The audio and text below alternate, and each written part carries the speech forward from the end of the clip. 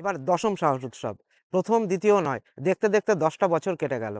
তাই আমাদের এবারকার দশম সাহস উৎসব হচ্ছে একটা গ্র্যান্ড সাহস উৎসব। কোথায় হচ্ছে? পুরুলিয়ায়। কি হয় সাহস উৎসবে? আর এই সাহস উৎসব আসলেই বা কি? সাহস উৎসবের সবচেয়ে আশ্চর্য বিষয় হলো এর অ্যাক্টিভিটি লিস্ট। একে স্যার বলতেন menu card. Menu card? Menu card তো রেস্টুরেন্টে দেওয়া হয়। যখন আমরা কোথাও রেস্টুরেন্টে খেতে যাই, তখন আমাদের সামনে একটা মেনু কার্ড দেখিয়ে দেওয়া হয় আর বলা হয় আপনার পছন্দের খাবার বেছে নিন। তো সেখানে হরেক রকম খাবারের অপশান থাকে। আমার যেটা ভালো লাগে সেটা আমি খাই। আর যেটা আমার ভালো লাগে না সেটা আমি নিই না। তো ঠিক এই ব্যবস্থাটাই রয়েছে সাহস উৎসবে।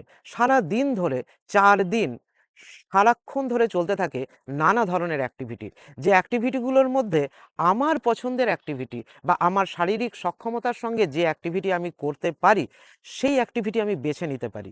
আর যদি কোনোটাই পছন্দ না হয় একদিন, তাহলে চেয়ারে হেলান দিয়ে বসে শীতের সকালে গাছের ছায়ায় কাটিয়ে দিতে পারি পাখির ডাক শুনতে শুনতে সারাটা দিন। তাতেও কোনো আপত্তি নেই। কিন্তু এখানে নিয়মটা অলিখিত। এই অংশগ্রহণকারীদের নিজেদের মনের টানেই তারা সারাদিন ধরে ছুটে ছুটে চলেন পাহাড়ের কোলে, জঙ্গলের ভেতরে কিংবা নদীর ধারে। সুতরাং সাহস উৎসব অনন্য। আর কোনো উৎসবের সঙ্গে কিন্তু এর তুলনা চলে না। ডক্টর ত্রিদীপ বসু ছিলেন national atlas and thematic mapping organisation মানে ন্যাটমো এর জয়েন্ট ডিরেক্টর।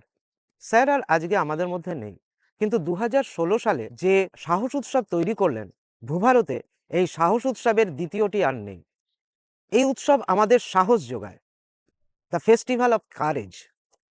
আমরা আমাদের নিজের শক্তি, নিজের সক্ষমতাকে কোন স্তরে উন্নীত করতে পারি তাই দেখিয়ে দেয় সাহস উৎসব। 8 থেকে 80 বয়সের কোনো বাধা নেই।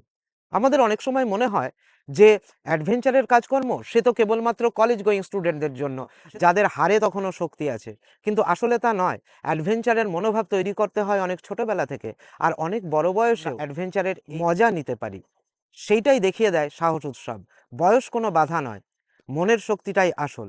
আর সেই সাহস উৎসব এবার পড়ছে দশম বছরে। মেনু কার্ড কিন্তু কেবল অ্যাক্টিভিটির নয়, মেনু কার্ড রয়েছে ব্যঞ্জনেও, অর্থাৎ খাবারের আয়োজনে। কুয়াশা মাখা সকালে ট্রেন থেকে বেরিয়ে সেই যে জঙ্গলের পাশে একটা অদ্ভুত সকাল, সেখানে ধোঁয়া ওঠা চায়ের সঙ্গে দিনের শুরু, আর তারপর সারা দিনের অ্যাক্টিভিটি, আর তার সঙ্গে রয়েছে সুস্বাদু এবং স্বাস্থ্যকর খাবার দাবার, যা শেষ হয় ডিনারে।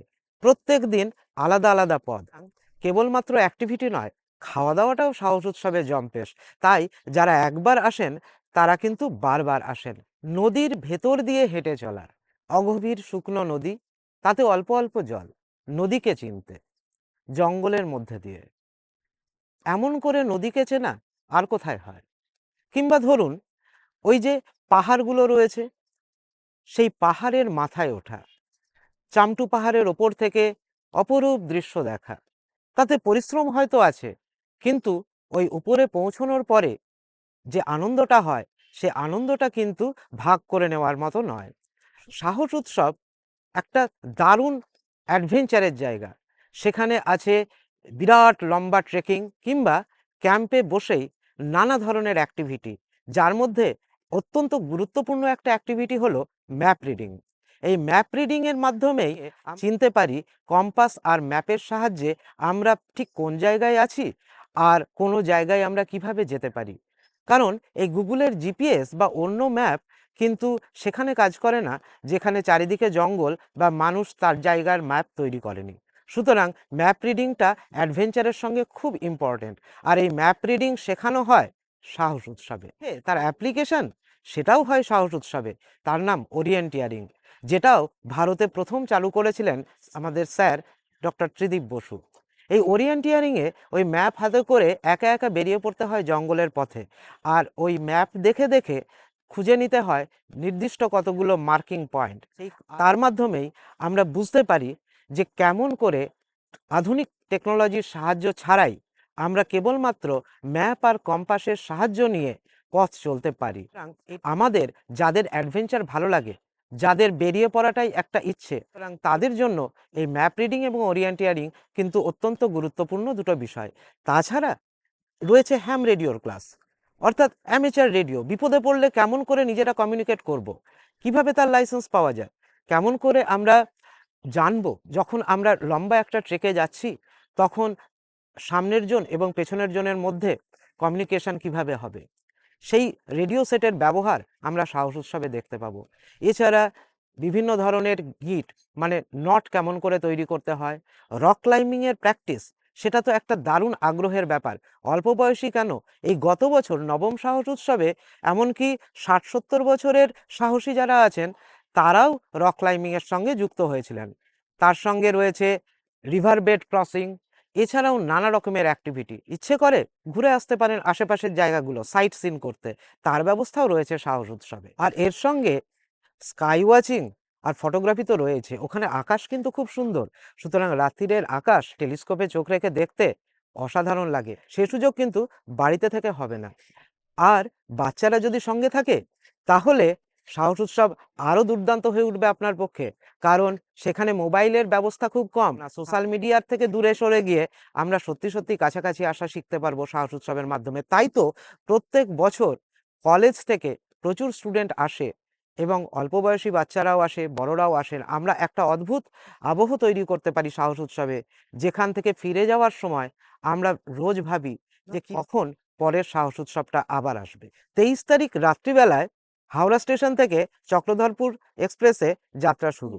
বরাভূম স্টেশন পর্যন্ত আপনাকে পৌঁছতে হবে, যদিও সঙ্গে আমরা থাকবো। বরাভূম স্টেশন থেকে সাহস উৎসব সম্পূর্ণ করে বরাভূম স্টেশনে পৌঁছানো পর্যন্ত সাহস উৎসবের দায়িত্ব। 27 তারিখ সন্ধেবেলায় আবার আমরা বরাভূম স্টেশনে পৌঁছবো ফেরার উদ্দেশ্যে। এই 4টে দিন আমরা একসঙ্গে সাহস উৎসবে কাটাবো। কৃষ্ণনগর অ্যাডভেঞ্চার ফাউন্ডেশন, এই সাহস উৎসবের মধ্যে থেকেই অনেক মানুষ একত্রিত হয়ে তৈরি করেছেন এই অর্গানাইজেশন। তাই কৃষ্ণনগর অ্যাডভেঞ্চার ফাউন্ডেশনের উদ্যোগেই এবং সাহস উৎসব পরিষদের পরিচালনায় প্রত্যেক বছর হয় সাহস উৎসব। এবার দশম সাহস উৎসব, এটা একটি গ্র্যান্ড সাহস উৎসব হতে চলেছে। এখানে আমাদের ইচ্ছে রয়েছে একটা নতুন গ্যালারি রাখার, যেখানে প্রথম থেকে নবম সাহস উৎসব পর্যন্ত প্রত্যেক বছরের বেশ কিছু আইটেম যেটা আমাদের সংগ্রহে রয়েছে সেগুলো আমরা এক জায়গায় দেখাতে পারি। সঙ্গে রইবে অনেক ছবিও। ফলে যারা প্রথম থেকে নবম সাহস উৎসব পর্যন্ত কোনো না কোনো সময় আমাদের সঙ্গে ছিলেন বা একাধিকবারও সঙ্গে এসেছেন সাহস উৎসবে, তারা অবশ্যই দশম সাহস উৎসবে আসুন। সঙ্গে অবশ্যই আনবেন সেই যে সাহস উৎসবে আপনি এসেছিলেন সেই সময়কার কোনো স্মৃতি যদি আপনার সঙ্গে থাকে, তাহলে সত্যিই আমরা উপকৃত হব। সবাই মিলে দশম সাহস উৎসব হয়ে উঠবে এক বিরাট সাহস উৎসব, যা আগামী দিনে নতুন করে সাহস উৎসবকে পথ চলার পথ দেখাবে।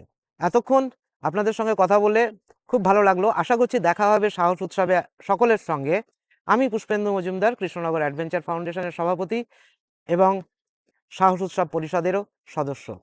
আশা করি দশম সাহস উৎসবে সবাই মিলে একসঙ্গে জানুয়ারির 24 থেকে 27 থাকবো। আর রেজিস্ট্রেশন কিন্তু চলছে, আর সামান্য সিট বাকি আছে, তাই দেরি করবেন না। ইচ্ছা থাকলে সপরিবারে এখনই নাম লেখান, কারণ জায়গা কিন্তু বেশি নেই। যারা আগে আসবেন তাদেরই আমরা অ্যাকোমোডেট করতে পারবো। টেন্ট রয়েছে, আবার রয়েছে কটেজও। যদি কেউ কটেজে থাকবেন ভাবেন, তারা কথা বলবেন।